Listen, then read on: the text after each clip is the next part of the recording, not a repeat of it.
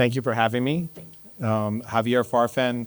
I'm here on behalf of the NFL, and I work within an organization in marketing called Growth Audiences, and we're focused on women, Latino, and youth, which is all part of the conversation we're going to have today. And one fun fact about sports. Honestly, I'm a music guy, so I built my career in music and marketing, and this is my first engagement with sport, and it's been an amazing journey, and my son is a huge sports fan because of it. Thank you. Hi, I am Jessica McCourt. I also work at Malka Media, and I am the head of partnerships and executive producer of the movie Shattered Glass, which I'm very excited to talk about today. And a fun fact about me is that I actually was able to start the women's golf team when I was in college because the men's club hockey team wanted to go varsity, so we were able to add another women's varsity team. So I'm very proud of that. And that was just the beginning of my sports journey. Hi there, thanks for having me. I'm Danette Leighton, and I'm the CEO of the Women's Sports Foundation that was founded by Billie Jean King 50 years ago. We're celebrating our 50th anniversary this year. So, yay! I think we are incredibly excited about the moment in women's sports, but I like to remind people this is not a coincidence. We have been working very hard for women having a place to play for 50 years, and this is 52 years in the making to now see the momentum that's behind it. I'm excited to talk about content and the need for storytelling around the women's story and women's sports story. My fun fact in youth sports, I played softball in my youth, but then I became a Women's Sports Foundation middle school statistic, which means I quit at 14. But I found flag football in college, and so I'm excited to talk about the emerging sport of flag that I know Javier will be excited about talking about. So that's my fun fact. I am not. Here we go. First look up. Danita Johnson. I'm the president of business operations for DC United of Major League Soccer. Been in sports for a while now. I think my fun fact about myself in sports is I have 2 WNBPA championship rings, but never had to play a game because I work on the business side. But I appreciate all my players. Thank you. And thank you for having me as well. My name's Cynthia Clevenger, and I am the SVP of B2B marketing at Tubi. Tubi is a free streaming app that is currently, if you look at the most recent numbers, just second to Disney Plus in terms of viewership. And Tubi is also the home of Shattered Glass, which is an incredible documentary that we're so excited to partner with the Players Association and Malka on. So, and my fun fact is that I played tennis growing up as a kid. And so hearing from you that, you know, Billie Jean King started your foundation and meeting you today is just one of those things that brings you back that memory of inspiration that I had as a kid. So it's my fun fact. Oh, I love that. So let's start actually with you, Jess, since we started with Shattered Glass to talk about this beautiful story in partnership with the WNBA Players Association. And tell us, why do you think that storytelling is so successful and amplifying the story and kind of how that came about?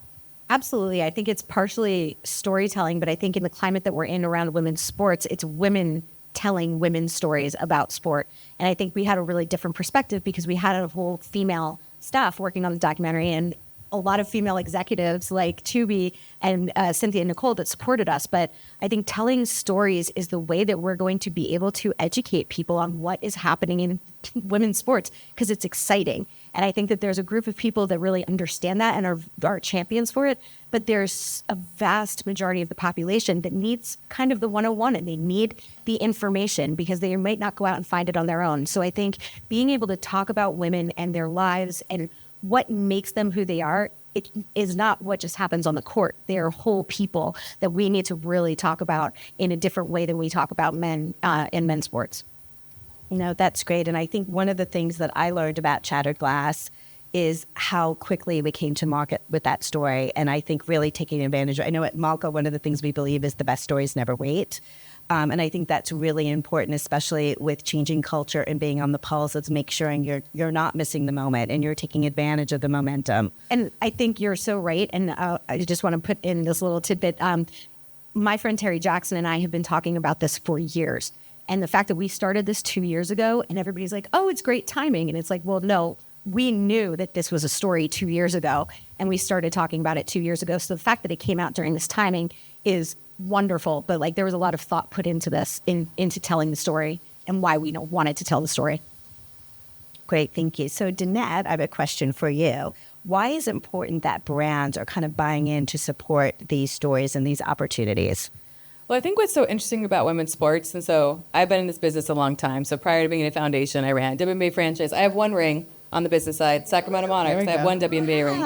And I think even in those days, which is the very beginning of the W that I saw, the fan avidity for their programs and for their sports, whether it's the collegiate level or it's the professional level, has always been there.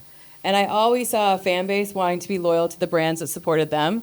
We just haven't had the opportunity to show brands how and why you should invest in women's sports. And so my hope is with the momentum that we have now, brands will understand that it is an unsaturated space. It is a blank canvas. And like, again, it's a right product. I keep referring to it as a 52-year-old startup that has had this ability to be this right product for so long. And you then align with the athletes and you start to hear the athlete story. It's kind of the win-win-win that we've been this, call it an underdog for so long, but we're not that. We've always been this brilliant business.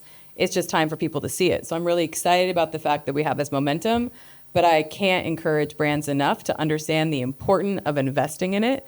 And there's lots of ways to invest in women's sports. And for us, we want to see that across the entire ecosystem, which includes content creation, it includes youth sports, collegiate sports, high school sports, and of course the elite leagues and Olympics, that level too. We need to see it all the way throughout.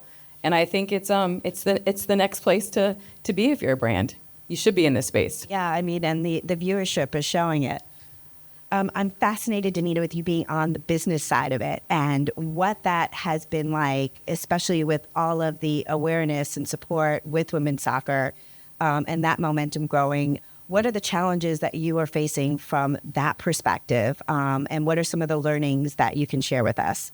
I think for me, obviously with DC United, for me, my business side's a little different. Leading a men's sports team is a lot different, as I spent many years on the women's side of sport in the WNBA for over 10 plus years. But for me on the business side, what we face and the challenges is how do we get more women into executive level seats across the board, not just in the women's sports space, as we want to continue to elevate that, but as part of DC United, over half of my executive team is women and diverse women. We have a Women United organization within our group that I started within probably the first 30 days of me being with DCU, right? So taking opportunities like that so that we can promote women across the board in business, no matter the sector of the sport, because we all have the power to have that same type of influence is really what I'm trying to do now, is making sure we are creating those opportunities and creating the pipelines, creating opportunities where they're not getting discouraged along the pathway because they don't have representation or somebody to speak to about how do they get to that next seat. And so the more that we can do that, I think the more that we can really enhance our overall business, not just, check a box. So, yeah, I love that. And so important to help inspire the business perspective of it, which is a great segue to you, Javier. Being at the NFL and looking at kind of the growth and community. And one thing that we spoke about a little bit is flag football. And what is your perspective on that coming from the NFL and what that means to girls? Yeah. So, it's interesting to be the only dude here. So I'm going to start there. And what's a beautiful thing, and you wouldn't, I guess, expect it from the NFL from, the thinking of what the NFL is. My two leaders, or the people that I work with very closely, is head of brand. Her name is Marisa Solis, a Latina, probably at the highest level at the NFL from an SVP perspective, doing all creative. And then Sarah Bishop, who is really running this idea of what we're calling growth audiences. And when I was brought in, I came in through a relationship that I had with Rock Nation and Jay and that whole team. And, they brought me in to understand how to impact culture, right? What they call culture. And when I did all the research and all the work, it was about how do we figure out Latinos? How do we figure out inclusivity? How do we think about women and young people? And when you look at that and you look at kind of the business of sport, we saw that flag football is the way in, right? Because it allows you to bring in women. It allows you to bring in, a diverse set of people to actually play the sport. And what was very powerful in that is when we had leaders like Marisa Solis and Tim Ellis say, let's put a spotlight on that, as opposed to just a traditional football player. And we did that around 3 years ago, knowing the work that we needed to grow the future fan. It was a huge success for us. And then we saw the leadership at all the clubs saying, hey, we want to double down on that. And now you're seeing kind of the fruits of that labor. Diana Flores is now, somebody that people are aware of and has some impact to that. We're starting to see now in July, we will have like the first flag football championships with women that we're going to start to look at as key folks that are going into the Olympics in 2028. And we're actually starting to identify, hey, there's potential here. And we're starting to bring brands. So we just locked in Toyota. We have other folks we're talking about, people are investing, but it had to do with the league validating that there is a business around it. We have to tell the stories and build the characters and the personalities that drive, the drama of sport. So, we're in the middle of that. And it's exciting to me to be a part of it and to be part of this inclusivity. And it's not about the ethnic culture. It's really about sports culture, right? And figuring out where is that intersection of the future.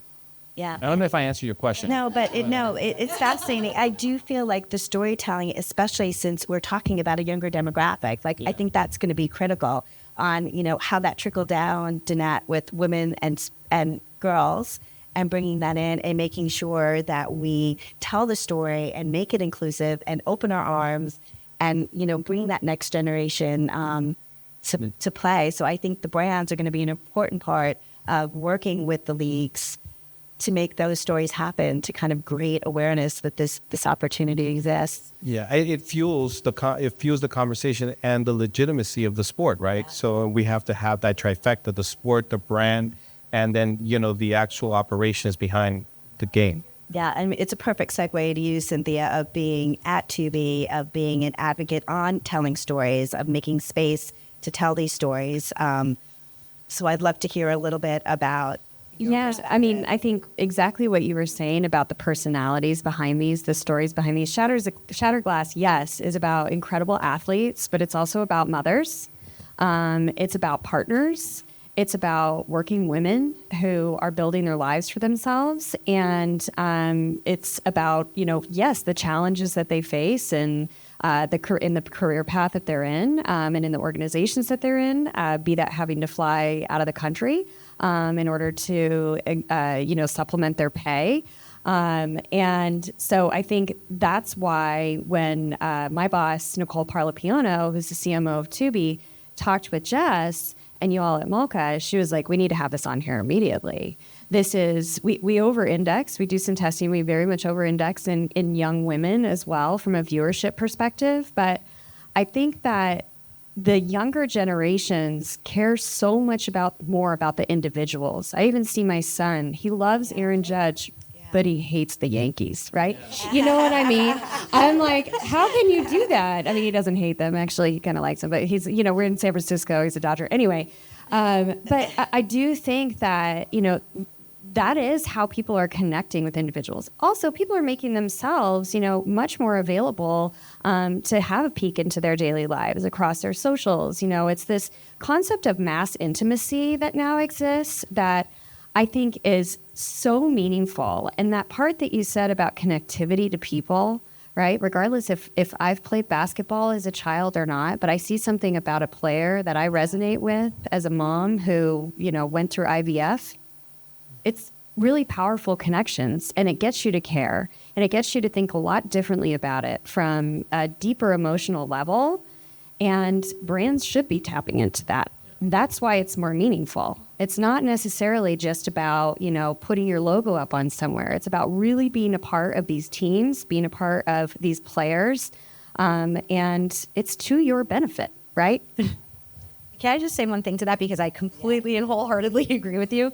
But I also think through my experience in working in sports content, whether it be Sports Illustrated, Malka, USA Today, what we always say is that a story starts locally. That athlete that you love went to a college, they went to a high school, they came from a town, and people connect directly with these athletes through that shared experience. And what we find is that athletes then have higher engagement because we trust these athletes. These are people that we feel like we know because they've established that connection. So storytelling through the lens of an athlete is always so well received because it's their story and it's not somebody else trying to tell it for them.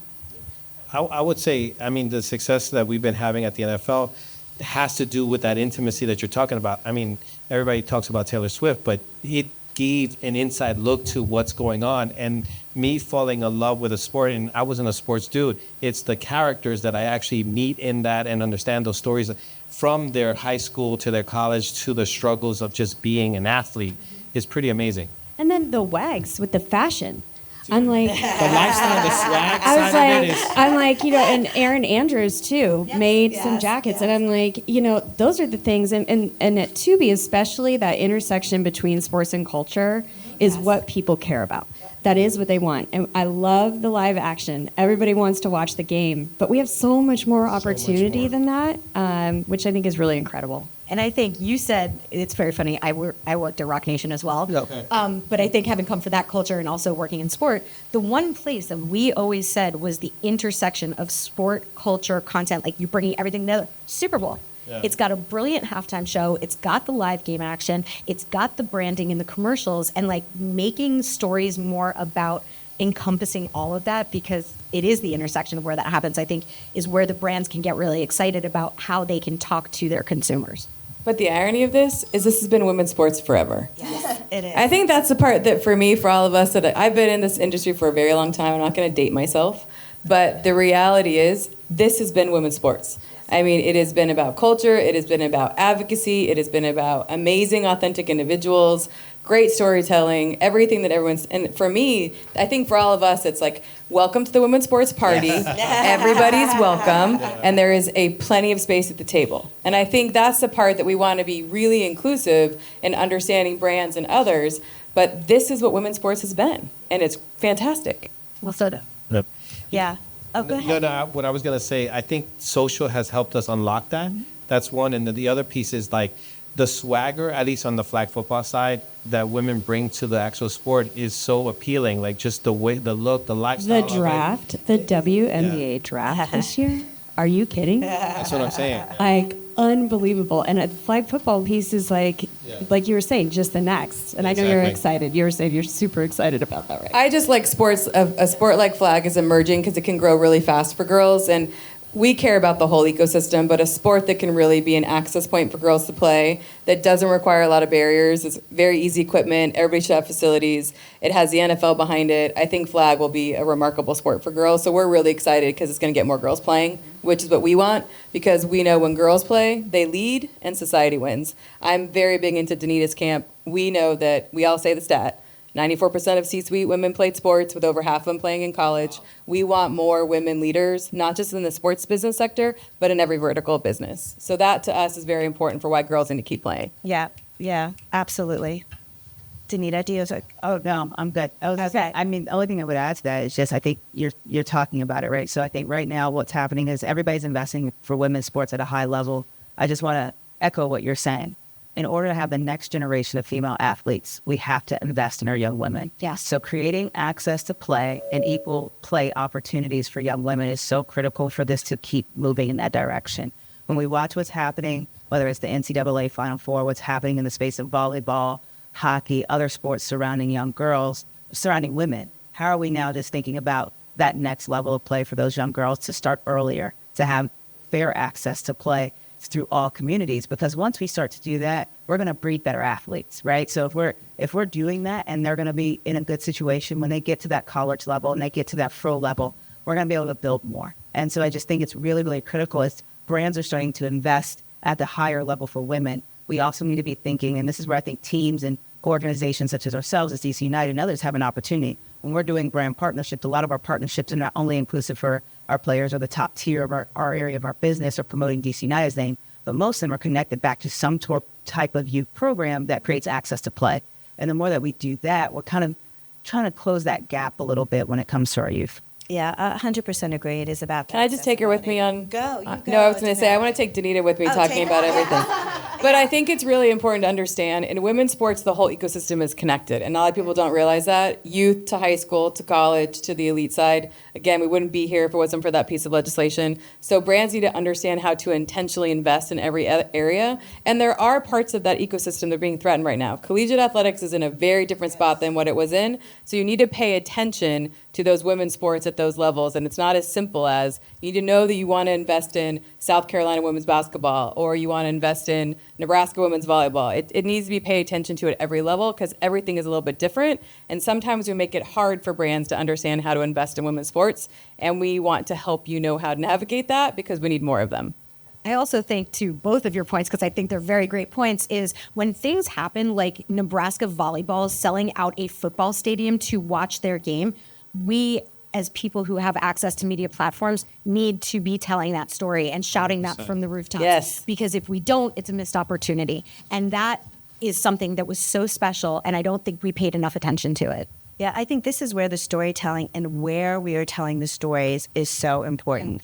I mean, when you think about impacting girls and youth, and I am the mom of 3 girls that went through soccer and lacrosse and basketball and all of those initiatives, it is so important to understand, to not just see it, but understand the access and have access to the stories. And the reality is that digital and social has kind of taken over as their source of inspiration and making sure those stories are told in a way that is relatable to them. And then also like a network like Tubi that has that following with that youth demographic.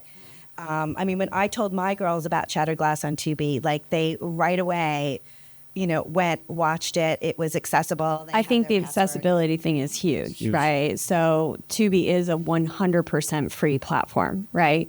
There is no barrier to entry. There are no paywalls. There are no tiers. And so we get a lot of creators, independent creators to big studios, to people who you just want their story to be told. And so Tubi was like the perfect place for Shattered Glass because do you want this to actually be seen? Yes. Because you have to think about that too from an investment level, which I think is really important. I think that's exactly what happens in the women's sports space and what's occurred for generations of this is that it wasn't access. Right. And so what was occurring, and this is why I think if you think about I would say a traditional women's sports fan or somebody that's been heavily involved in women's sports from the outside from the very beginning, right? What they know is they know how to find it. They're going to go through every platform, access, whatever it is to actually find the sport, right? I think now that we're starting to create clearer access points to actually see women play, playing at prime times, playing on big networks. One, the media dollars, advertisement dollars, as we all know, is critical and it continues to change the narrative and help the overall business. But 2, you can acquire new fans by making it accessible. So the lack of accessibility to actually see and view. I mean, I remember our games were on W, and it's like you couldn't even get to them, right? And so how do you build? And so I think it's so critical when we look at organizations such as yours and others that are creating great access points for people to actually view women play. I think also what's happened is the disruption in the media space has been critical for women's sports. I think to the reality that you've had everything from every digital platform to every new opportunity like Tubi and so many more. And also the ability for these female athletes to create their own characters and you get to know them on their own social media platforms. That's been a game changer for women's sports because, I mean, unfortunately, our women have had to do it all on their own. And that's the part that I think has been frustrating in women's sports for so long that I've always said we've kind of built all this with a hand tied behind our back because we haven't fit these traditional molds of how it was done in the past. And so now we have all these opportunities in front of us, but they are such opportunities like I always refer to the women's sports platform as just this blank canvas, unsaturated, but so ready to just not go fast, but go super, super fast in growth. And I think even though we know it can be $1 billion or whatever the stats are where we are, I think that's just a drop in the bucket. I think this can be something that, why wouldn't you want to be in this space? Because it actually is something that could benefit everything that you referenced as it relates to all the access points, but it's great content that crosses over. Most of the issues that you see in sports are just parallel to what happens to women in society. Yeah. And so it's just a great microphone to show those parallels. I just want to say one thing really quickly because I love this conversation so much, but I was on a panel this morning talking about Taylor Swift fandom and the effect on the NFL, and we were always having that conversation. But I think as storytellers, when we think about how we are putting messages out into the world, we've got to meet people where they are. You cannot expect teenage girls to sit down and watch SportsCenter. It is not the kind of content that they want, nor is it the kind of content we should be giving them. And I think what New Heights podcast with Jason Kelsey and Travis Kelsey have done really well is embrace the Swifties. And they've brought the Swifties in, and they have this whole segment that's called No Dumb Questions, where the Swifties come in and say, like, I don't know what a third down is. Can you please explain that to me? And I think that we have the ability to be smart about how we're conveying messages, and meeting people where they are in your storytelling, I think, is exactly as important as how you're telling the story. I mean, I live and breathe that every day. Yeah. So honestly, like my job the past 6-7 months since Super Bowl is done is like, how do we keep them engaged, and how do we redefine the conversations we're having with them? So it's actually something that we think about consistently, and you'll see some stuff that's going to be coming out that are really embracing that thought process and changing the way we actually go to market, right? If you think about it, it's a new audience and we have to talk to them differently. And then to your point, I think what's interesting in the NFL, it's, we're coming in at the league level, but we're starting to see the clubs invest in their communities and making sure they sanction it in their communities all the way down from high school into college, and then providing the resources to actually push that agenda. So I've started to see that, which is actually great.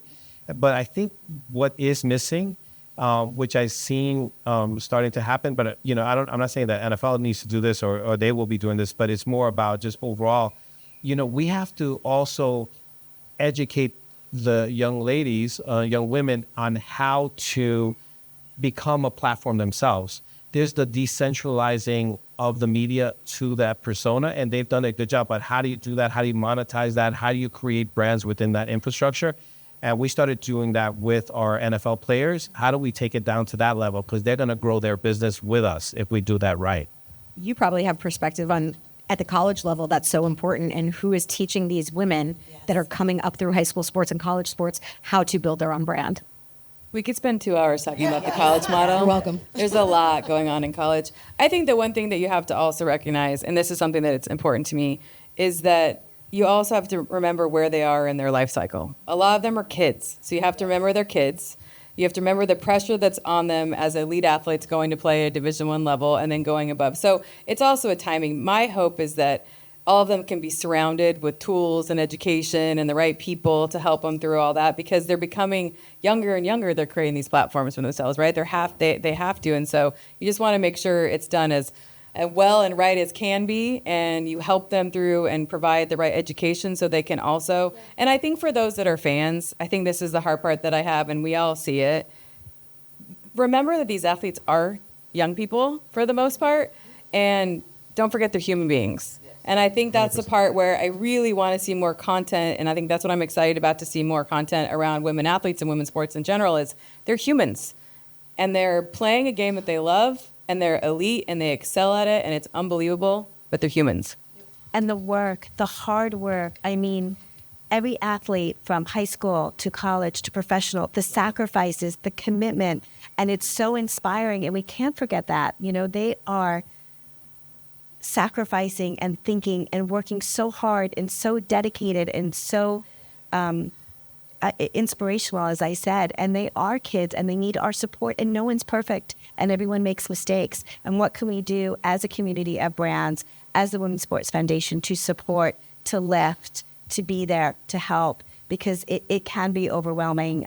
Just being in your 18 is overwhelming, let alone being a D1 athlete, thinking about your social life, talking about academics. Yeah. It's a lot. It's a lot. But it's also one thing that's great about the college model, too, is it's provided so many opportunities for women. Yes. And that's what we want to make sure continues to be protected, whatever is happening in the crazy landscape of college athletics. Our biggest concern is priority, or is essentially the lack of opportunities, and they actually declining. So currently, Title IX only protects equity. It doesn't protect what we call in college broad-based sports programming. So a university that could carry 30 sports, 24 sports. And don't forget, Team USA pretty much is a feeding system out of college. That's how our system works. So when you pay attention to Paris, pay attention to the rosters, not only Team USA, but also other countries, and see where they went to high school and college. You're going to see a lot of things that connect back to that part of the ecosystem. So the biggest challenge for us is to make sure that that system thrives for opportunities, for even those that have the ability to go to the highest level, like go to Paris and be able to compete in the Olympics, but for the 99% that don't, they're earning their degrees, they're becoming the next CEO, they're becoming the next president, they're becoming the next, leader in this country, in this world, and that's what we want to make sure continues as well. So we care about all girls playing sports for that reason. I think that was a great wrap up to do. Yeah, thank you. Amen, and thank you, and really appreciate all of your perspectives and time and being here today, and know that we are all in together to continue to help raise awareness and support for women's sports within the organizations as well as playing. Thanks for having us. Thank you. Thank you.